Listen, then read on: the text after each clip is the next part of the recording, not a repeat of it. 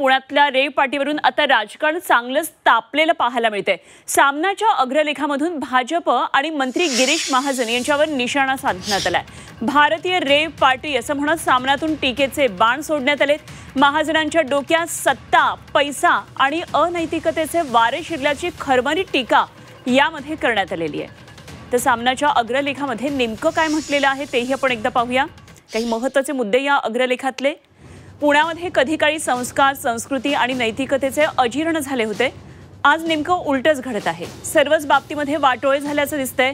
भारतीय गुंडा बलात्कारी पार्टीला नैतिकतेची उबळ आली की विरोधकांवर धाडी टाकायच्या व आपला नैतिकतेचा कंडू शमवायचा। ज्या प्रकारचे गुंड, भ्रष्ट, अनैतिक लोक भाजपमध्ये घेतले जात आहेत ते पाहता भाजप हीच एक रेव पार्टी बनली आहे व या रेव पार्टीचे सूत्रधार गिरीश महाजन आहेत। देवेंद्र फडणवीस यांना हा माणूस गोत्यात आणू शकतो। सत्तेचे, पैशांचे, अनैतिकतेचे बेफाम वारे या माणसाच्या डोक्यात शिरले आहे। हे घातक आहे।